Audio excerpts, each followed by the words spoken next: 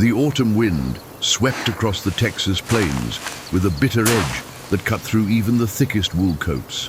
Samuel Harrison pulled his hat lower over his weathered face as he guided his horse along the dusty trail leading toward Fort Mackenzie.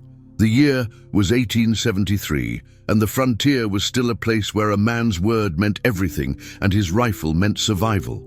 Samuel had been traveling for 3 days straight, carrying urgent dispatches from Austin to the military outpost. His horse, a sturdy chestnut mare named Belle, snorted and shook her head as the wind picked up strength. The landscape around them stretched endlessly in all directions, painted in shades of amber and rust by the dying season. As the sun began its descent toward the western horizon, Samuel spotted smoke rising in the distance. Not the thin, straight column of a campfire, but the thick, black plumes that spoke of trouble. He urged Belle forward, his hand instinctively moving to check the Colt revolver at his hip. The smoke led him to what had once been a small trading post, now reduced to smoldering ruins. The wooden structures had been completely destroyed, leaving only charred beams and scattered debris. Samuel dismounted carefully, his boots crunching on broken glass and ash as he surveyed the devastation. Bodies lay scattered around the compound, and Samuel's stomach tightened as he recognized the signs of a Comanche raid. The warriors had struck with their characteristic swiftness and ferocity, leaving little behind except death and destruction. He moved through the ruins methodically, checking each body for signs of life, though he held little hope. Near what had been the main trading building, Samuel heard a sound that made him freeze. It was faint, barely audible above the wind, but unmistakably human, a whimper, weak and desperate. He followed the sound to a pile of debris near the back of the compound. Beneath a collapsed section of roof, he found her. A young Comanche woman, probably no more than 18 years old, trapped under heavy wooden beams. Her dark hair was matted with blood, and her traditional dress was torn and stained. But her eyes, when they met his, burned with a fierce intelligence that spoke of unbroken spirit, despite her obvious pain. Samuel worked quickly to free her, using a crowbar from the ruins to lift the beams. The woman watched him warily, her breathing shallow and labored. When he finally pulled her from the wreckage, she tried to stand, but collapsed immediately, a sharp cry escaping her lips. Her left leg was badly injured, possibly broken, and she had numerous cuts and bruises covering her arms and face. Samuel knew she needed medical attention urgently, but the nearest doctor was at Fort Mackenzie, still half a day's ride away. He fashioned a makeshift stretcher from salvaged wood and blankets, speaking to her in the few Comanche words he knew. His voice was gentle, reassuring, though he wasn't sure she understood. The woman's eyes never left his face as he worked, studying him with an intensity that made him uncomfortable. As Samuel prepared to lift her onto the stretcher, she spoke for the first time. Her voice was hoarse, but clear, speaking in accented English that surprised him. "Why do you help me?" she asked, her dark eyes searching his face for deception. Samuel paused, considering his answer. In this part of Texas, helping a Comanche could be seen as treason by some. The tribes had been at war with white settlers for decades, and trust was a rare commodity on either side. "Because you're hurt," he said simply, "and because it's the right thing to do." The woman studied him for a long moment before nodding slightly. "I am Ayana," she said, using the Comanche word that meant eternal blossom, "of the Quahadi band." Samuel felt a chill that had nothing to do with the autumn wind. The Quahadi were among the most feared of all Comanche bands, led by the legendary war chief Quanah Parker. They had never signed a treaty with the white man and continued to resist all attempts at forced relocation to reservations. "I'm Samuel Harrison," he replied, continuing to secure her to the stretcher. "I'm going to take you to Fort Mackenzie. There's a doctor there who can help you." Ayana's expression darkened. "A white man's fort," she said bitterly. "They will not help me. They will put me in chains." Samuel looked into her eyes. Seeing the fear she was trying to hide behind her anger, he made a decision that would change both their lives forever. "Not if I have anything to say about it," he said firmly. "You have my word." The journey to Fort Mackenzie was grueling. Samuel had to stop frequently to check on Ayana, who drifted in and out of consciousness as fever began to set in from her injuries. During her lucid moments, she told him fragments of her story. She had been at the trading post not as part of a raiding party, but as a captive. 6 months earlier, she had been taken during a skirmish between her band and a group of Tonkawa scouts working for the army. Instead of being turned over to military authorities, the Tonkawa had sold her to the trading post owner, a man named Jeremiah Polk. Polk had forced her to work as a servant, cooking and cleaning for the rough men who frequented his establishment. When she tried to escape, he beat her. When she refused to submit to his advances, he threatened to sell her to even worse men further south. The irony was not lost on Samuel. Ayana had been at the trading post when her own people attacked it. In the chaos and smoke, the raiders hadn't recognized her, and she had been trapped in the collapse while trying to escape the very people who should have been her rescuers. As they neared Fort Mackenzie, Samuel could see the wooden walls rising from the prairie like a man-made mountain. The American flag snapped in the wind above the gate, and he could make out the silhouettes of sentries walking the ramparts.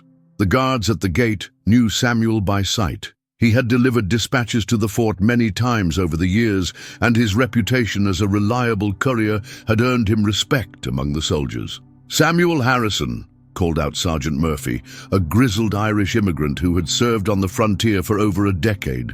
"What brings you in today? And what's that you're hauling?" Samuel brought his horse to a stop at the gate. "Emergency situation, Sergeant. I found this woman trapped in the ruins of Polk's trading post. She needs medical attention immediately." Murphy approached the stretcher and whistled low when he saw Ayana. "That's a Comanche, Samuel. What in blazes are you thinking bringing her here?" Other soldiers began to gather around, their faces showing a mixture of curiosity and hostility. Samuel could feel the tension building and knew he had to act quickly to prevent the situation from escalating. "She's injured and needs help," Samuel said loudly enough for all the soldiers to hear. "I'm invoking my right as a civilian courier to request medical assistance for a non-combatant." It was a legal technicality, but one that carried weight in the structured world of military protocol. Sergeant Murphy frowned, but nodded reluctantly. "You'll have to speak with Captain Morrison about this," he said. "He's not going to be happy." Captain Morrison was indeed not happy. The fort's commanding officer was a thin, stern man in his 40s who had built his career on fighting Indians. His office was Spartanly furnished, with maps of the Texas frontier covering one wall and a collection of confiscated Indian weapons displayed on another. "Mr. Harrison," Morrison said without looking up from his paperwork, "I understand you've brought us an unwelcome guest." Samuel stood at attention, though he wasn't required to as a civilian. "Sir, I found her trapped in the ruins of Polk's trading post. She was there as a captive, not a raider." Morrison finally looked up, his cold blue eyes studying Samuel's face. "And you believe her story?" "I have no reason to doubt it, sir. The evidence at the scene supports her account." "No." The captain stood and walked to his window, looking out at the parade ground where Ayana was being examined by the fort's doctor. "Do you have any idea what you've brought into my fort, Harrison? That woman is Quahadi Comanche. Her people have killed more white settlers in the past year than any other band." Samuel remained silent, knowing that anything he said would likely make the situation worse. Morrison turned back to face him. "However, military regulations are clear about the treatment of non-combatants, regardless of their tribal affiliation. Dr. Hendricks will treat her injuries, and then we'll decide what to do with her." Over the next 3 days, Samuel remained at the fort while Ayana recovered from her injuries. Dr. Hendricks, a kindly man in his 60s who had served in the Civil War, set her broken leg and treated her other wounds with professional competence. Samuel visited her daily in the fort's small infirmary, bringing her food and trying to make conversation. Ayana was initially suspicious of his motives, but gradually began to trust him as she realized he expected nothing from her in return for his kindness. During their conversations, Samuel learned more about her life before captivity. She had been born into a prominent family within the Quahadi band. Her father, Nokoni, was a respected war chief who had ridden with Quanapaka in numerous battles against white settlements. Her mother had died when Ayana was 12, and she had been raised by her grandmother, learning the traditional skills of Comanche women. Ayana, in turn, learned about Samuel's background. He was 32 years old, the son of a Methodist minister who had died when Samuel was 15. He had fought in the Civil War as a cavalry officer, serving with distinction under Colonel Ranald Mackenzie. After the war, he had drifted west, eventually settling into work as a courier and sometimes scout for the army. On the fourth day, Captain Morrison summoned Samuel to his office again. This time, his expression was even grimmer than usual. "I've received word from my superiors about your Comanche friend," Morrison said without preamble. "She's to be transferred to the reservation at Fort Sill within the week." Samuel felt his stomach drop. The reservation at Fort Sill was notorious for its harsh conditions. Thousands of Comanche, Kiowa, and other plains tribes had been forced onto the small tract of land in Indian Territory, far from their traditional hunting grounds. Disease, starvation, and despair were common there. "Sir, she was a captive herself," Samuel protested. "She's done nothing wrong." Morrison's expression softened slightly. "I sympathize with your position, Harrison, but she's Comanche, and the official policy is clear. All members of hostile tribes are to be relocated to designated reservations." That evening, Samuel sat beside Ayana's bed in the infirmary, struggling with how to tell her the news. She seemed to sense his distress and asked what was troubling him. When he explained about the transfer order, Ayana's face went pale. She had heard stories about the reservation from other captives who had been released in prisoner exchanges. The thought of being confined there, cut off from her people and the life she had known, filled her with dread. "There might be another way," Samuel said quietly, glancing around to make sure they weren't overheard. "If you were to marry a white man, you would gain citizenship rights. You couldn't be forced onto a reservation." Ayana looked at him with surprise. "You are suggesting I marry someone I do not know, become property again, just with different papers?" Samuel felt heat rise in his cheeks. "Not someone you don't know," he said. "Me, if you're willing." The silence that followed seemed to stretch forever. Ayana studied his face carefully, searching for any sign of deception or ulterior motive. "Why would you do this?" she asked finally. "What do you gain from binding yourself to a Comanche woman?" Samuel considered his answer carefully. The truth was complex, involving feelings he didn't fully understand himself. Over the past few days, he had found himself drawn to Ayana's strength and intelligence. Despite everything she had endured, she maintained a dignity and pride that commanded respect. "Maybe I'm tired of being alone," he said honestly. "Maybe I think we could help each other build something better than what either of us has now."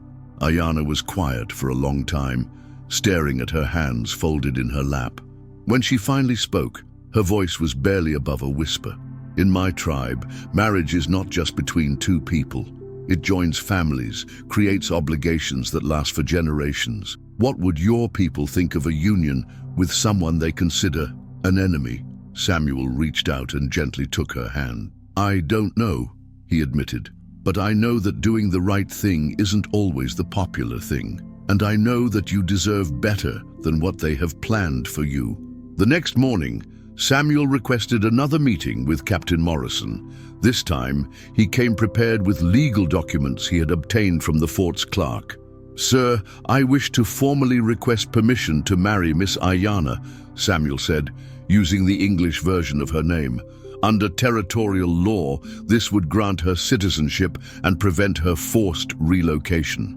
Morrison stared at him as if he had declared his intention to sprout wings and fly. "Harrison, have you lost your mind? You want to marry a Comanche squaw?" Samuel's jaw tightened at the derogatory term, but he kept his voice level. "I want to marry a woman who has shown more courage and dignity than most people I've known. Her tribal affiliation is irrelevant to me."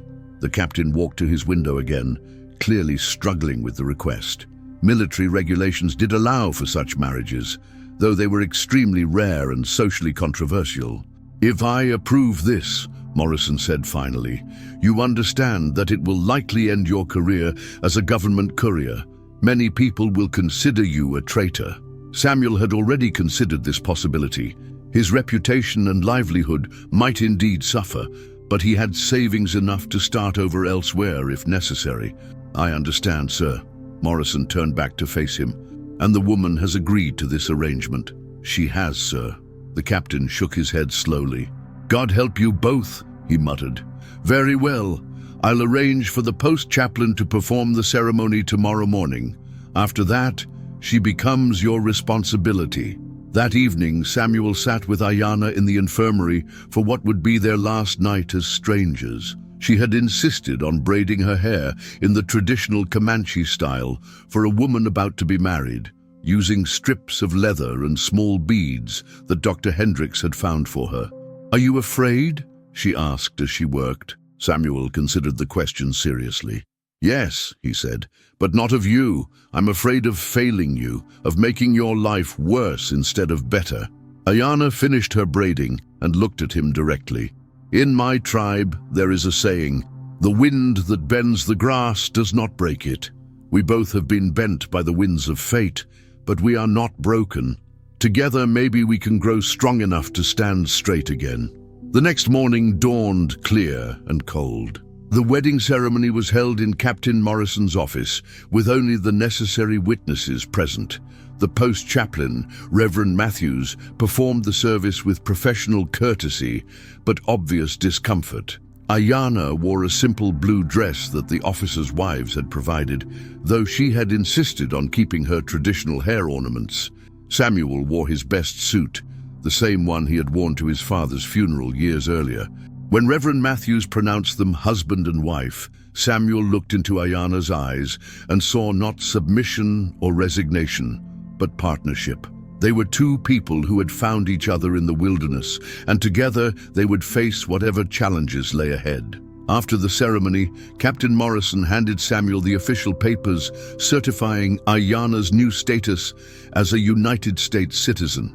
"Congratulations, Mr. and Mrs. Harrison," he said with forced politeness. "I trust you'll be leaving the fort soon to begin your new life together." Samuel understood the dismissal clearly. They were no longer welcome at Fort Mackenzie. He had burned his bridges with the military establishment, and there would be no going back. As they loaded their few possessions onto Samuel's wagon, Ayanna moved carefully due to her still healing leg. Several soldiers watched from a distance, their expressions ranging from curiosity to outright hostility. Samuel helped her onto the wagon seat, trying to ignore the whispered comments and stares. "Where will we go?" Ayanna asked as Samuel took the reins. Samuel looked out at the vast expanse of the Texas frontier stretching before them. Somewhere out there was a place where they could build a new life together, away from the prejudices and conflicts that had brought them to this point. "West," he said simply. "There's good land in Colorado Territory, and not so many people asking questions about a man's past or his wife's heritage." As their wagon rolled away from Fort Mackenzie, neither Samuel nor Ayanna looked back. Behind them lay everything they had known before. Ahead lay uncertainty, but also possibility. They were no longer the people they had been when fate first brought them together at the ruins of Polk's trading post. The sun climbed higher as they traveled, warming the crisp autumn air. Ayanna reached over and placed her hand on Samuel's arm, a gesture of trust and partnership that meant more to him than any words could have expressed. But their journey was far from over. Word of their unusual marriage would spread quickly through the network of forts, trading posts, and settlements that dotted the frontier. Some would see Samuel as a traitor to his own race. Others would view Ayanna as a dangerous enemy who could not be trusted regardless of her legal status. More importantly, Ayanna's own people would eventually learn of her survival and her marriage to a white man. The Quahadi Comanche did not forgive what they saw as betrayal easily, and Quanah Parker had his own reasons for wanting to reclaim every member of his band. As the wagon wheels turned steadily westward, carrying them toward an uncertain future, neither Samuel nor Ayanna could have imagined the trials that awaited them. Their love story was just beginning, but it would be tested by forces far greater than the prejudices of frontier society. The autumn wind continued to blow across the Texas plains, carrying with it the promise of winter and the whisper of changes yet to come. In the distance, a red-tailed hawk circled high overhead, its cry echoing across the endless sky like a warning or perhaps a blessing for the two travelers below. Their story would become legend in time, spoken of in hushed tones around campfires and dinner tables throughout the American West. But first, they would have to survive what was coming for them, and the price of their happiness would be higher than either of them could have imagined on that bright autumn morning when they said their vows and set out together into the unknown. Chapter 2. The Final Stand. 3 months had passed since Samuel and Ayanna left Fort McKenzie, and winter had settled over the Colorado Territory with brutal intensity.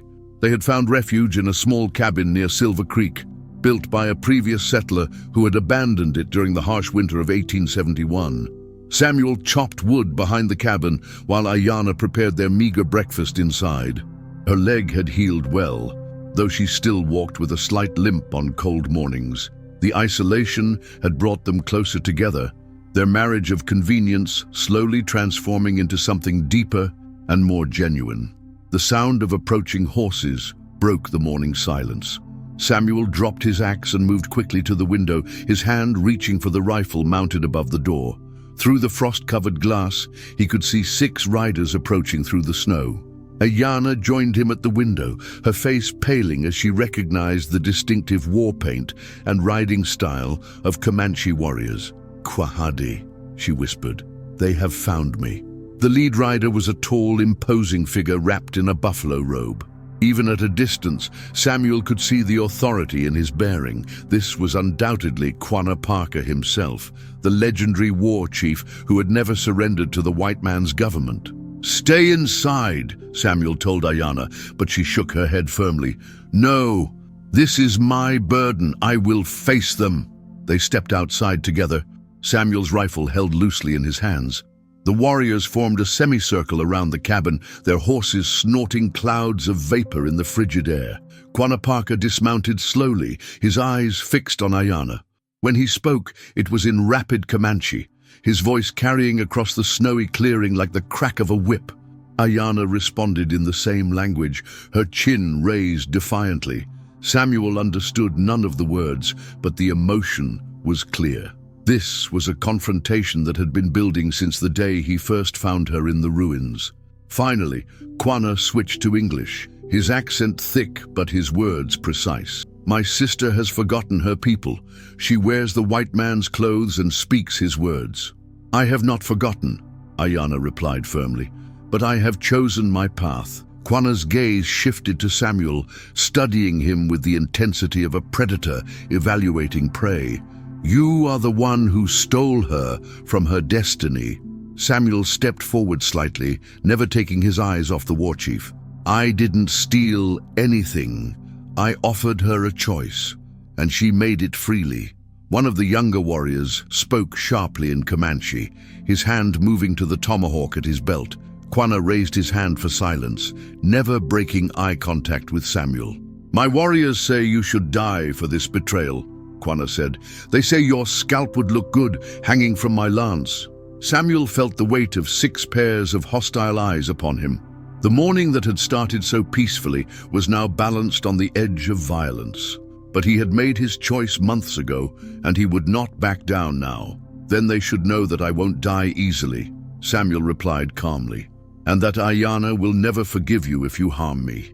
Quanah looked back at Ayanna, and for a moment, something softer flickered across his stern features. When he spoke again, it was in Comanche, his voice gentler than before. Ayanna's response was long and passionate, her hands moving expressively as she spoke. Samuel could see tears gathering in her eyes, though her voice remained strong. The conversation continued for several minutes, with the other warriors occasionally interjecting comments or questions. Samuel stood perfectly still, knowing that his life and Ayana's future hung in the balance of words he couldn't understand. Finally, Quanah turned back to Samuel. "She says, you have shown her kindness when her own people could not protect her. She says you married her not for possession, but for partnership." Samuel nodded, not trusting himself to speak. Quanah studied him for a long moment more, then made a decision that surprised everyone present. He reached into his buffalo robe and withdrew a beautifully crafted tomahawk, its handle decorated with intricate beadwork and eagle feathers. "This belonged to her father Nokoni," Quanah said, extending the weapon towards Samuel. "He died fighting the Blue Coats last summer. She is the last of his bloodline." Samuel hesitated, understanding the enormous significance of the gesture. To accept the weapon would be to accept responsibility not just for Ayana's welfare, but for preserving her family's honor. "I'm not Comanche," Samuel said quietly.